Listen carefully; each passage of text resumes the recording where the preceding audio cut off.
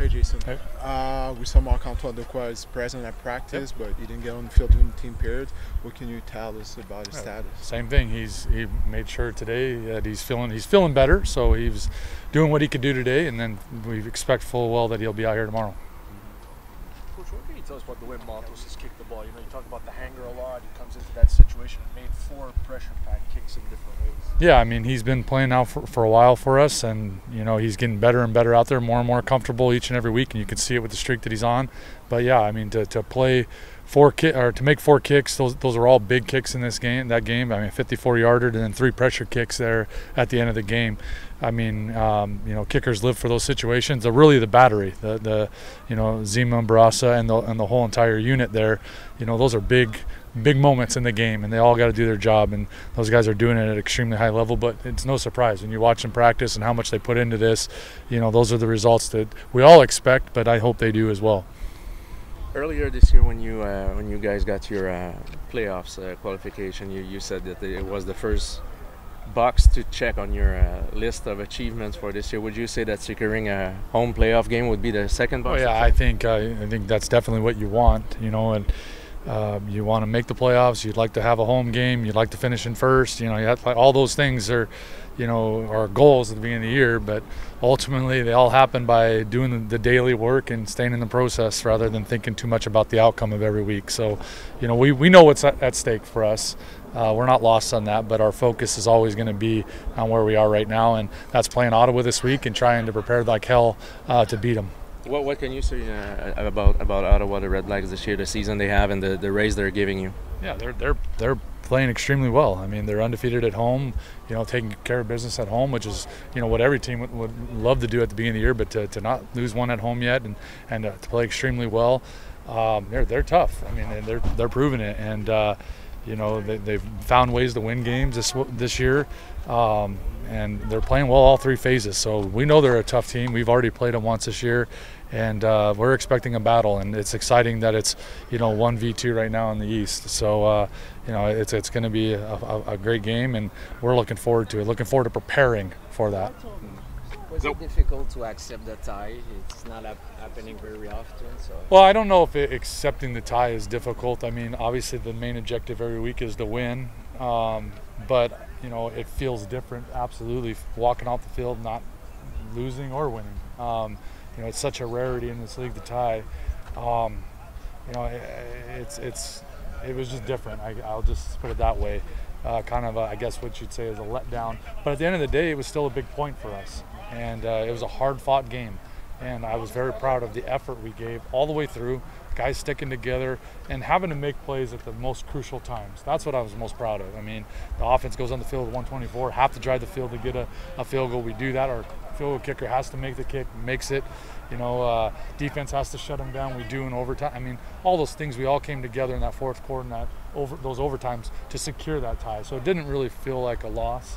It maybe doesn't feel like a win, but it surely didn't feel terrible walking off the field, to be quite honest with you. Was this the first time that you were part of a tie? I can't think of another game. I mean, I really can't. So I believe that's the first one in the 20-odd years I've been in the league. Of the season, I mean, the deep ball, those big explosive plays, you know, were part of the identity of this offense. But lately, it seems like it's a matter of inches. You know, there was obviously, I know you still remember, you know, Rambo in the back of the end zone. It was a matter of inches, you know, for that pass to be completed. How'd you explain, you know, the kind of the lack of productivity, you know, big play wise, and because it just seems like you guys are really close. Yeah, I think it's the way teams are playing us now. Early on in the year, I think there wasn't a lot of respect for our receivers, and we got a lot more man coverage, so we were able to push the ball down the field. All of a sudden, the numbers start popping off the charts, and teams start playing a lot more zone. Over the last, you know, 3 games that I've played, it's been 90% zone. So the opportunities to throw the ball down the field just aren't as high, and so it doesn't seem like the numbers are there. But like you said, the ones that we do have opportunities on, we've been just, you know, inches here or there. Defenders make good plays. I've made a bad throw, bad footwork, you know. there's things I need to clean up in my game to help our receivers to get them more accurate footballs. But by no means are we hitting the panic button. I think it just is kind of how defenses are playing us. And so we have to go the long haul. We have to go 7, 8, 9 play drives in order to score points, which is very difficult to do in the CFL, but we have the guys that can do it. And we connect on a couple of those deep balls. I think things change. Mentally, does that put more pressure on you, knowing that you have less opportunity because teams are playing more zone? You know what I mean? When you see man, you're like, okay, I got to connect because I may not see, some more man-to-man for a little while. I think so. I think, a lot of teams will play zone for that exact reason, is let everything play in front of you. It's a 3-down league for a reason. It's very hard to go down the field and score when you get zoned so much. You got to be very accurate. Receivers got to be at the right depth at the right time. There's just so much timing that goes involved. And with us and 2 new receivers, obviously with Keon and Sneed coming back for their first game, like when we get a lot of those zones, there's just a relationship thing that we got to build. And we'll be better as the weeks progress. I see us seeing zone continually because that's what the last 3 teams done, and we're 1-1-1 in the last 3 games. So I could see more zone being played against us. But when the shots are down the field, we just got to hit them and use that to our advantage to play action and bring people up and try and throw over the top. We had just in here right before, and he's talked about the importance of home field. Is that pretty much a goal there till the end? Absolutely, yeah. People talk about us clinching a bye, and that's the first step. But really, the ultimate goal is to have that first-round bye, and then you have a home game in front of our incredible fans. A team has to win and then win again in order to go to the Grey Cup. And for us, we're hoping that we have that bye week. We have our incredible fans behind us. We win 1 game, and we're back in the Grey Cup. So that's the goal right now. And fortunately for us, as much as the tie didn't feel like an overall good thing, looking at the standings, and when Ottawa had that tie, it was just something that always lingered there. And now the fact that we both have ties, it kind of washes those out. And so we have that 2-game lead, and we understand how big this game is. This game's an incredibly big game, and hopefully we can find a way to win in order to clinch this series, even though we know we play them again. But everyone's jockeying for playoff position, and that's what we're going to do. We're going to put our best foot forward. It's a good football team, and we know we got to play our best ball just to have a chance in the 4th quarter. What do they do differently than they were doing last year? The Red Blacks had a very difficult season last year, and this year they're giving you a race for first place. Yeah, I think it was their off-season acquisitions. They signed a lot of veteran guys, a lot of guys who have been in this league, a lot of guys who have been in winning teams. They also didn't hit the panic button and kind of get rid of everybody. They try to build a core, and I know playing against their defensive coordinator, his scheme is a zone scheme, and there's a lot of communication. And so sometimes early on in the year with a lot of new moving pieces, it's very difficult to be successful. And their defense is playing extremely great during the last handful of games, and why I believe they've won so many games, because their back end has got more confidence. They communicate much better, and so we got a tough task ahead of us. Their front 4 create a lot of pressure, so this is a really good defense, one of the top defenses in the league, and so we're going to have our hands full. We got to find a way to protect the football, move the ball down the field, play the field position battle, and when we get in the red zone, we got to score touchdowns, because field goals won't get it done. Thank you. Thank you. Est-ce que c'est le lendemain que tu as commencé à être moins bien te sentir? Tu peux nous en parler un peu? En fait, c'est juste vraiment prendre. Je voulais m'assurer d'être le plus 100% possible en revenant sur le terrain. Puis il y avait des choses qui me gossaient un peu. Fait que j'ai essayé durant la semaine. Puis je te dirais que la décision a été prise quand même assez tôt avec la direction de me reposer pour cette semaine pour être sûr d'être en forme pour la semaine. Avec cette semaine en ce moment, puis aujourd'hui, belle journée pour retourner sur le terrain, revenir courir, se remettre dedans. Fait que on prend ce jour le jour. Ouais, donc aujourd'hui, est-ce que c'est plus une journée d'évaluation afin de voir comment tu vas te sentir? Puis c'est avec les commotions, moi j'en ai déjà eu. Là, tu fais de l'exercice physique, tu te sens bien, puis 2 heures après, tu es comme « Ah, là, je me sens moins bien. » Est-ce que c'est un peu ce genre de journée? C'est ça. Dans le fond, c'est juste une journée où est-ce que tu veux revenir sur le terrain puis juste vraiment remettre un peu le football dans ton corps. Une semaine, c'est pas gros, mais des fois, il y a beaucoup qui peuvent se passer. Fait que c'est vraiment une journée, je te dirais, d'exercice, de se remettre en forme.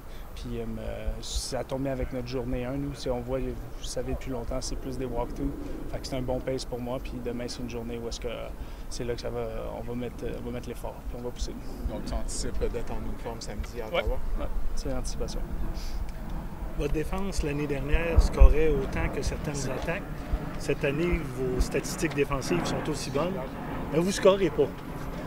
Avez-vous une défense différente? Non, je ne penserais pas. Je serais curieux de voir aussi à travers la Ligue, ça ressemble à quoi cette statistique-là. Je sais que l'objectif, évidemment, c'est de scorer, mais pour l'instant, Je pense que les opportunités ont été présentes. Dernière game, comme je peux voir, avec Maas qui a fait aller scorer un touché. Des fois, il y a des années où est-ce qu'une statistique est plus présente que l'autre. Mais en ce moment, je pense que ça serait peut-être bon de montrer ce nombre-là d'ici la fin. 23 touchés par la défense et les unités spéciales depuis le début de la saison. Vous autres, vous en avez un. OK. Fait que ça serait intéressant. Ça serait intéressant d'en avoir. Est-ce que qu'est-ce qu'on sait maintenant, Marc-Antoine, avec les effets des coups à la tête, tout ça, quand ça arrive, parce que maintenant on est vraiment beaucoup plus prudent que par exemple il y a 15 ans, il y a 20 ans. As-tu l'impression que c'est quelque chose qu'on fait un point d'emphase là-dessus, sur ces blessures-là? Bien, je te dirais que la science a tellement évolué, c'est beaucoup plus parlé, c'est beaucoup plus accepté aussi. Puis les joueurs sont beaucoup mieux encadrés, je devrais dire.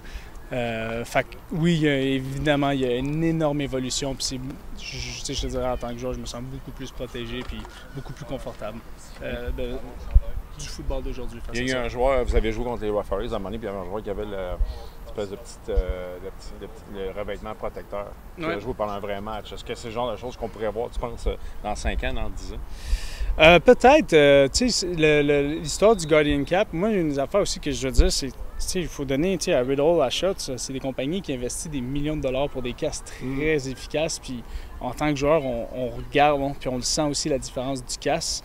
Fait que une des affaires que je dois donner, c'est aussi qu'il faut donner crédit à ces casques-là. Je pense que le Guardian Cap aussi, c'est quelque chose de bon. C'est juste voir les chiffres. Je pense que c'est un niveau de voir les chiffres. Puis si c'est pour protéger, bien, c'est parfait. T'sais. Tant que plus de protection, mieux c'est. En même temps, moi, je te dirais que j'ai 100% confiance aux casques et aux compagnies de casques qui mettent des millions et des millions de dollars à investir dans quelque chose de plus sécuritaire pour nous. Fait que, as-tu le même casque depuis que tu es arrivé? Oui, j'ai le même casque. C'est le même casque. C'est le Shots de Riddle. Pas Riddle, mais de... Le Vice. C'est le Vice, là, mais c'est un Shot. C'est le Vice. Un Shot qui a été acheté par Puis tu vois une différence, mettons, avec l'ancien équipement peut-être que tu portais quand j'étais jeune, oui, c'est ça. Les casques, ça absorbait l'eau, comme on disait. Là. Fait que, le sport est beaucoup plus sécuritaire, puis les protocoles sont vraiment meilleurs, puis tu es beaucoup plus pris en charge. Okay.